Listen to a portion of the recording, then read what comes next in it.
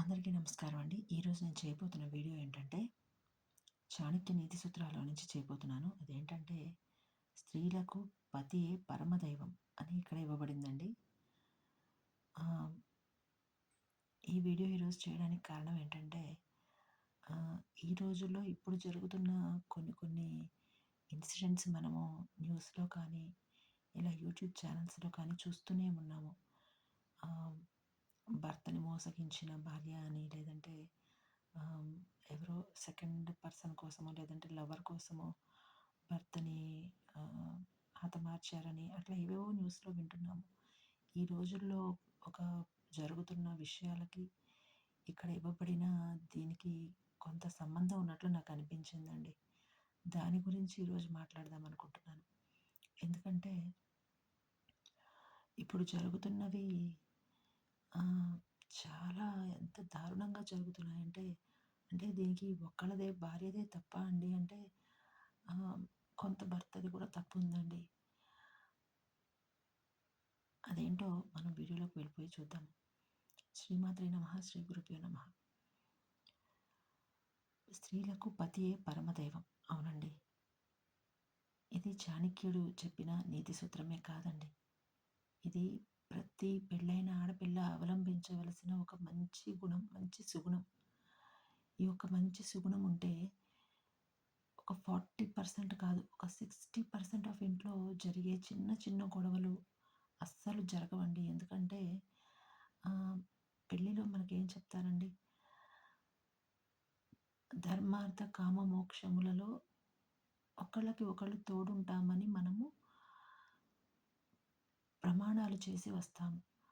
అది ధర్మార్థ కామ మోక్షములు అంటే ఆహ్, ధర్మంతో కూడుకున్న మనం చేయవలసిన భర్త చేసే ప్రతి పనిలోనూ భార్య తోడుంటుంది అని.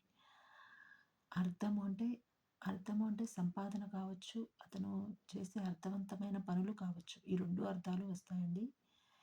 ఈ రెండింటిలోనూ మళ్ళీ భార్యే తోడుగా ఉంటుంది అని ప్రామిస్ చేయడం. కామము అంటే తెలుసు.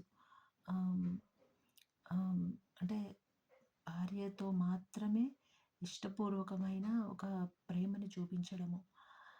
ఓన్లీ భార్యతో మాత్రమే. ఆ భార్య ఎందుకు భార్యతో మాత్రమే అంటే, ఆమెని మాత్రమే అతను కావాలి అని, నా జీవనానికి నువ్వు సాక్షి అని, నువ్వు కారణమవుతున్నావు అని ఆమెను తెచ్చుకున్నాడు కాబట్టి, ఆమెతో మాత్రమే ఇష్టపూర్వకమైన ప్రేమ చూపించడము. కామం అయిపోయింది కదా! మోక్షము. ఆమె ఉంటేనే అతనికి అతను చేసే పుణ్య కార్యాలకు కావచ్చు, అతనికి మోక్షం లభిస్తుంది అనే దానికి కూడా ఆమె ప్రామిస్ చేసి వస్తుంది. తీసుకొని వస్తాడతను. ఆమెని తనతో పాటు ప్రామిస్ చేయించి. ఇవన్నీ కూడా భార్య ఉంటే మాత్రమే చేయగలడు. ఇంకా ఇంకొకటేంటంటే, ఆ ప్రతి పనిలోను ఇప్పుడు మనం పైన చెప్పుకున్న ప్రతి పనిలోనూ భార్య తోడుంటుంది భర్తకి అని అతన్ని నమ్మి వస్తుంది. ఇంకా అలాగే అతను ఆమెను తెచ్చుకుంటాడు అలాగా. వేరే ఇంటి నుంచి ఆమెను తెచ్చుకుంటాడు. ఇంకా చెప్పాలంటే ఎట్లా అంటే గనక, ఇప్పుడు బాయ్ ఫ్రెండ్ కోసమో, లేకపోతే ఎవరో మధ్యలో వచ్చిన సెకండ్ పర్సన్ కోసమో, థర్డ్ పర్సన్ కోసమో ఈమె ఆ భర్తని వదిలేసి వెళ్ళిపోవడం అనేది ఎంత నీచమైన పని అంటే, ఈ పనిని క్షమించకూడదసలు. ఆ భర్తలో ఎలాంటి లోపం ఉన్నా సరే పెద్దలతో కూర్చోబెట్టి మాట్లాడించుకోవాలి. అది భరించలేని లోపమైతే పెద్దల్ని ఇన్వాల్వ్ చేయాలి. లేదు భరించగలము అంటే ఇద్దరూ కూర్చొని సార్ట్ ఔట్ చేసుకోవాలి. లేదు ఏదైనా వైద్య సలహాలు తీసుకోవాలంటే తీసుకోవాలి. ఇద్దరూ ఒకళ్ళకొకళ్ళు మాట అర్థం చేసుకోగలగాలి. ఇద్దరూ కూడాను ఒకళ్ళకొకళ్ళు మాట్లాడుకోగలగాలి. ఈమె అతనికి చెప్పాలి, ఆమె ఇతనికి చెప్పాలి. వాళ్ళిద్దరే ఆఖరికి ఒకళ్ళకొకళ్ళు ఫ్రెండ్‌లవ్వాలి. బయటెవరో ఎవరికో చెప్పడం కాదు.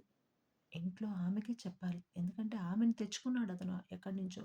వేరే ఒక ఇంటి నుంచి నువ్వు నా జీవనానికి ఆధారం అని తెచ్చుకున్నాడు కాబట్టి, ఆమెకే చెప్పాలి అతను. అండ్ ఆమె కూడా అతనికే చెప్పాలి. అతనితోనే పంచుకోవాలి. ఎందుకంటే తల్లిదండ్రులతో పంచుకునేవి వేరే ఉంటాయి. అది వేరే. బట్ అతనికి మంచి సలహాలు, మంచి ఆహ్, అంటే భార్యని ఒక మంత్రిగా కూడా పోలుస్తారు. కొన్ని కొన్ని నిర్ణయాలు ఇచ్చేటప్పుడు, పుచ్చుకునేటప్పుడు ఆమెను ఒక మంత్రిలా పోలుస్తారు. అలాంటి ఒక సరైన నిర్ణయాలు భర్తకి ఇవ్వాలని చెప్పడం అన్నమాట.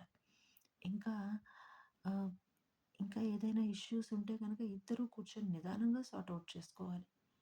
వాళ్ళిద్దరి మధ్యే ఉండాలి ఏదైనా. ఎందుకంటే ఆమె బలాలు అతనికి తెలుసు. అతని బలం ఆమెకి తెలుసు. సో, ఇద్దరు ఒకళ్ళని ఒకళ్ళు ప్రోత్సహించుకుంటూ ముందుకు సాగిపోవాలే తప్ప, మూడో మనిషిని తీసుకొని వచ్చి ఆహ్, ఏదో ఇక కొన్ని క్షణాల ఆనందం కోసమో, లేకపోతే కొన్ని రోజుల ఆనందం కోసమో మధ్యన మూడో వ్యక్తిని తీసుకొస్తే బలహీనతలు భర్తకి తెలుస్తాయి. మూడో మనిషికి తెలియవు. బలహీనతలు తెలిసినవాడు భర్త కాబట్టి అతను ఆమెని ప్రోత్సహించే దారి వెతుకుతాడు తెలుసు. ప్రోత్సహించే దారిలో ఆమెను ముందుకు నడిపిస్తాడు. ఏదైనా ఆమె సాధించాలి అనుకుంటే, ఆమెని ఆ బలహీనతని బలంగా మార్చి ఆమెను ముందుకు పంపిస్తాడు. కానీ మధ్యలో వచ్చే మూడో వ్యక్తి ఆ పని చేయలేడు. కానీ ఈ ఇద్దరి మధ్యలో బలైపోయేదెవరండి? భర్త అనే ఒక ఆమె నమ్మకంగా తెచ్చుకున్న ఒక వ్యక్తి. ఇతను లేకపోవడం వల్ల కుటుంబమే కొలాప్స్ అయిపోతుంది కదా! లేదు ఈమెకేదైనా అయితే ఆ కుటుంబం ఆ అమ్మాయి తరపు కుటుంబం కొలాప్స్ అయిపోతుంది. ఇలా 2 కుటుంబాలని కొలాప్స్ చేసే ఆడపిల్లల ఒక పెళ్ళైన ఆడదాని సరిలేని నిర్ణయం వల్ల జీవితాలు నాశనమవుతున్నాయి. అందుకే ఇక్కడేం చెప్పారంటే స్త్రీలకి భర్తయే పరమదైవం అని చెప్పారు. ముందు అతనే, ఆ తర్వాతే ఎవరైనా. పెళ్ళై ఒక ఆడపిల్ల వస్తే గనక ముందు ఆమె భర్తే, తర్వాతే ఇంకొకళ్ళు. పిల్లల పని కూడా తర్వాతే ఉంటుంది. ఎందుకంటే భర్త తర్వాతే కదండీ పిల్లలొచ్చేది. సో, భర్త తర్వాతే వాళ్ళైనా గానీ.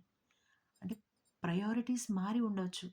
పిల్లలు చిన్న పిల్లలు కాబట్టి ఇప్పుడు అతని ప్రయారిటీ పక్కకి జరిగుండొచ్చేమో కానీ, ప్రయారిటీ లేనితనం మాత్రం ఉండదు.